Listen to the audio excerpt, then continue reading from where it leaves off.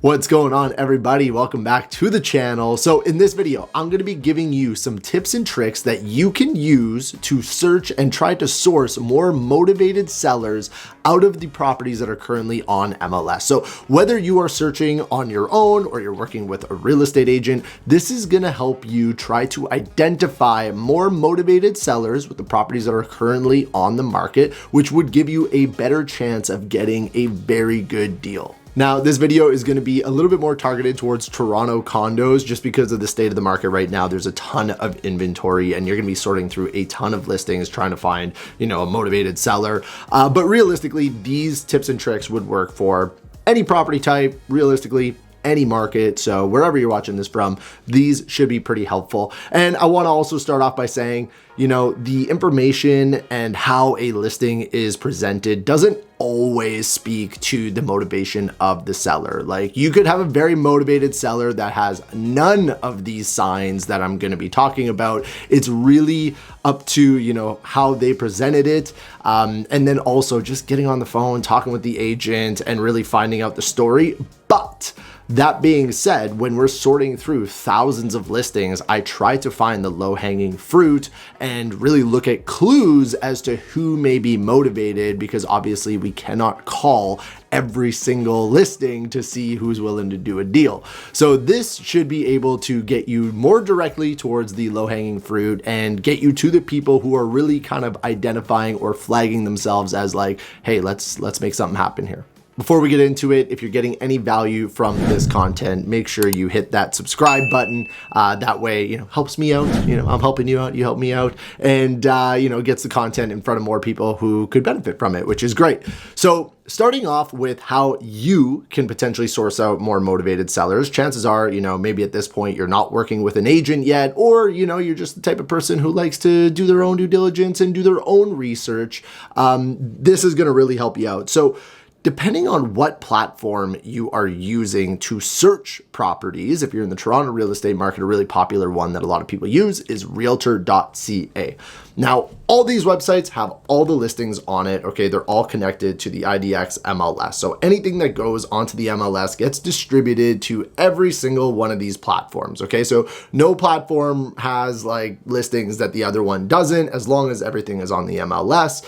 There is a few platforms that have off-market opportunities, but we'll leave those out of it for right now. Assuming you're looking on MLS, Realtor.ca, really good. The only thing is it does lack a few things in terms of like the history of the property and then also the sold prices. So I typically would gravitate towards something that's a little bit better.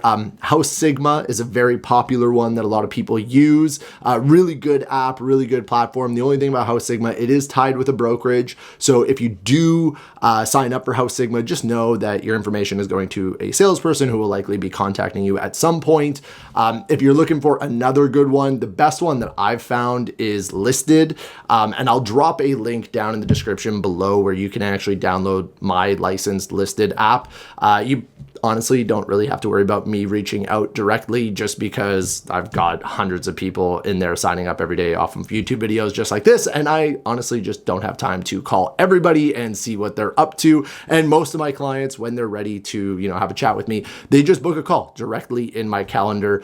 We set up a Zoom call. I find out what they're looking for, how I can help them, and then we go from there. So, I'm very blessed in the fact that most people just come directly to me, where I don't got to hunt people down on phone calls. So feel free. You can download that app down below. Absolutely free to use. It has all the history. It has sold prices, everything that you need to actually use the strategies that I'm about to talk about.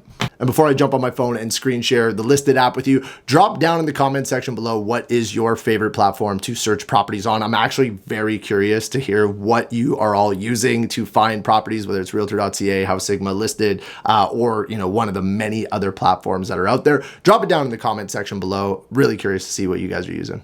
So assuming that we've downloaded the listing app and, depending on what you're looking for, you can go to filters here. Like I said, we're going to kind of gear this towards condos. So I'm going to just select the condo and then we can go done. And as you can see all the condos that are for sale. Now I am going to look at this one property that I kind of sourced out earlier. that I think will be a good example of what we would be looking for. So this is at 251 Jarvis. You can see there's a ton of properties here. And what I would be looking for right off the jump is something that has higher days on market. Okay, obviously it's been on the market for a while. At that point, they have come to, or hopefully the seller has come to the realization that their list price is, maybe a little too high. It's gotten stale on the market, which is really a thing. Like properties, after they get 20 days on the market, people just overlook them. They assume that something's wrong with it, and they just are less likely to book showings and actually do something with the property, which sometimes it just got stale and there's absolutely nothing wrong with the property. I will say, this particular building, maybe not my favorite building, but for an investor, actually a pretty good price. And they are showing signs of motivation here. So higher days on market, again, doesn't always mean that the seller is motivated, because maybe they're just stuck at their price. That is just what they want to sell at, and they're not budging, and they are willing to sit on the market for forever. So what you really want to look for is higher days on market, and you want to see some movement in their history.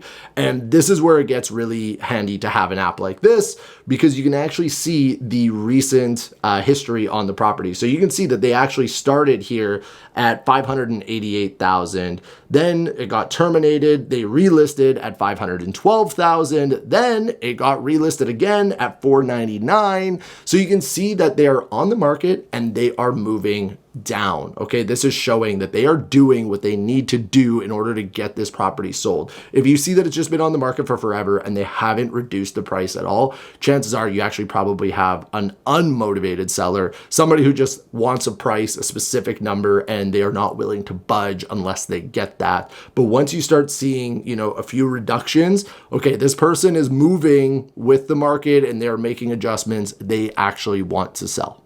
Another thing you can look for: bad photos and potentially tenanted properties. Okay, tenanted properties, you do have to be careful.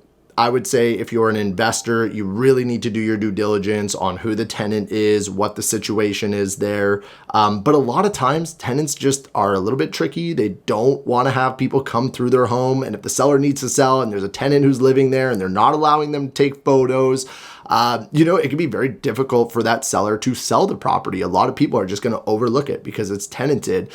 So, for a savvy investor or somebody who's really looking for a deal, this is a potential opportunity. Once you get it under contract and you do your due diligence to background check the tenants that are currently there, make sure that they're all paid up in rent. But the property is just so much less marketable when it is tenanted. That and just horrific photos. This one in particular, I can swipe through, I can already tell that this was taken with a cell phone, which is not ideal. The photos are kind of crooked. This one's honestly not horrible. I've seen worse, but it's also just not great.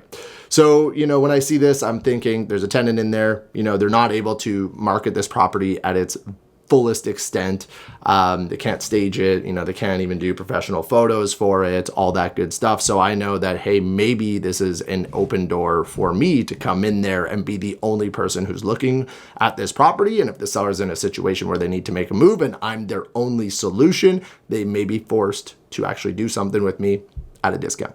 Another good way to find properties that are actually priced aggressively is using a price per square foot metric. And this doesn't work too well on Realtor.ca, or I haven't had much success using it. So with this, you can actually do that. So if you go to the filters, let's say, we're looking for properties under $1,000 a square foot that are listed under $1,000 a square foot, which seems to be a popular number right now. So we can go, okay, let's say we're looking at a $600,000 budget. So we want to go 600,000. And I want you to show me everything that is a minimum of 600 square feet. And then I go done. And it is going to show me a handful of properties here that are basically listed under $1,000 a square foot. Now, you could do this with any size, any price point.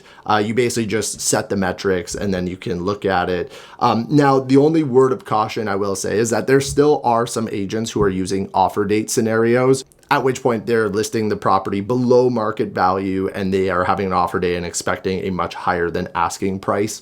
So you will find those properties on here, but I will say a lot of these are offers anytime. The only way you can really find out if they have offer days is if you are working with an agent or you call the agent directly and just find out what the ideal scoop is. Obviously, I would suggest that you have your own representation before you go talking to the listing agent because they represent the seller. But with that being said, this will show you a bunch of properties. If you see something like this one, $598,000 and they've been on the market for, let's say, this one's 7 days. So maybe that's not the best example because that one may have an offer date. But if you find something that's been on the market for, say, 20 some days, this one's been on for 12 days. Typically the offer day is within a week. So if it's over 12 days, there's a good chance that maybe it's offers anytime and this could potentially be listed at a very aggressive price point and there actually may be opportunity to even negotiate further down from there. Those are 3 really good ways for you to try to identify some motivated sellers just on your own. If we're not ready to work with an agent, and you just want to see what's out there and maybe what could happen, that's a great way to get started. Now, what I would suggest is once you do get to the point where you're like, hey, I'm ready to make a move, I want to make a buy and get into this market, at that point, I would reach out to your trusted real estate agent just because we do have metrics and other sources where we can find a little bit more information. So I'll show you how I work with my clients in order to source out more motivated sellers on a little bit of a higher level, just because I have access to a little bit more information than say on listed or realtor.ca. Now, as I get my screen share ready to go here and show you all my secrets, it's a great time to actually plug my buyer consultation. So anybody who is actually getting to the point where they are ready to speak with an agent, feel free, go down to the first link down in the description below and you can book a call directly into my calendar and we can have a chat. And whether, you want to find, a motivated seller or you're looking for a home for you and your family to live in, I'll see how I can help you best. But with that being said, let's get this screen share going and then I can show you everything. Okay, here we are. Okay, so this is the back end of like what I see. Obviously, I wish I could share all this with you, but as brokers, we do have a special little section called the broker remarks. So I've got a few saved searches. This one is called my motivated condo sellers list. Okay, so basically I've drawn a map you can see around kind of the hotspot downtown Toronto. Now, if you're not looking downtown Toronto, and let's say you need me to do this for any other area, obviously it can be done, but I just don't want to get 20 million results. It's much easier to sort through specific areas at a time.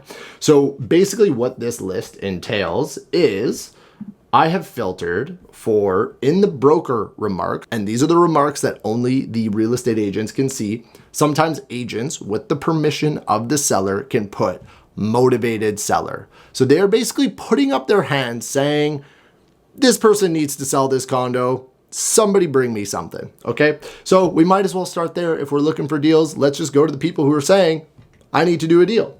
So I've drawn this map, I've put that filter on. So anywhere where in the broker remarks it contains motivated, their listing will pop up. And as you can see, I've got a list of 74 results of people who are basically signaling we're motivated. Again, I've called a lot of these people to find out if they're motivated. Sometimes they just write that and you find out that they're not motivated at all. You'll see that they've been on the market for 80 days and they haven't reduced their price at all. That's clear sign that they are clearly not motivated. But I will say that I've also done this and found some seriously motivated people and got some pretty amazing deals off of this list. So really good place to start. Another one of my favorites is the bank-owned properties. So bank sale condos, all right? So very similar. I've got the filters set up here for the seller/landlord name. Only the brokers can see this. And I basically said, show me everything that in that seller name contains bank, equity, mortgage, RBC, Toronto Dominion, BMO, CIBC, power of sale, all those keywords are something that I want to see if it's in the seller name. And sure enough, here we are, 36 results of properties that are owned by the bank.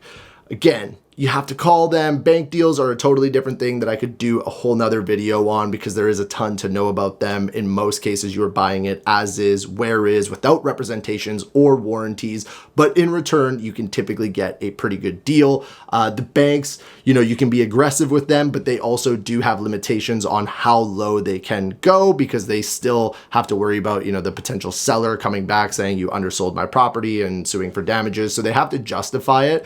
But typically, if they're listed for a while, you can still go quite a bit under them. Typically, the photos for the bank-owned properties do not look good. Sometimes they're tenanted. Sometimes there's no photos at all. So they are typically not marketed the best. And we have picked up a few. I have a few clients who picked up a few of these over the last year, and we were able to negotiate quite a bit off. So again, another really good place to look, especially for people who are looking for motivated sellers. Again, this is how I find the low-hanging fruit, okay? These are the people who are showing signs and signals of motivation. Now, this is a really good place to start if getting a deal is, very high on your priority list. Now, if you want a specific property, let's say I want to live in this particular building or this particular block, or I need this particular layout, then, we can look through this and see if there's any motivated sellers within that criteria, but chances are there may or may not be. And that doesn't mean that you can't get a great deal at that point. You just have to make a lot of phone calls, call all the applicable properties that you're interested in. And it's really up to your broker, to be honest. Like your real estate agent just has to make a lot of calls. And one tip, and whether you're a real estate agent watching this or you're a potential buyer, this is what I always do with all of my showings. I always call the agent before we go on the showing, okay? And I try to find the motivations before we go see the properties. Is this a lot of work? If we're seeing 10 condos in a single day, I gotta make 10 different calls to 10 different agents and find out the stories on all these. Yeah, it's a ton of work. But the reason why I do this is because the listing agent is going to be more likely to give me more information before I go see the property than after. If I call the agent after we see the property, at that point, they know, hey, this person's clearly somewhat interested in the unit, so they wouldn't be making this phone call if they weren't. So they're going to be maybe a little bit stiffer on, how they speak. Oh, no, seller wants his price, yada, yada. Where if I call them beforehand, and let's say that seller is motivated, this agent is going to try to encourage me to bring something. And they know at this point, I haven't even seen it. So they're going to be talking to me a little bit differently. And what I want to hear is the seller is motivated, bring me something. And at that point, they have given me permission to bring an aggressive offer after the showing, assuming my client likes it. And then we can go on the showing. I can tell them, hey, here's the story. I called the agent beforehand. And assuming the client wants to go for it, and I've got permission from the listing agent that they're a little bit more motivated, when I send that offer, that listing agent can't give me a ton of backlash because they told me on the phone, bring me something, let's see if we can work with it. And I did exactly that.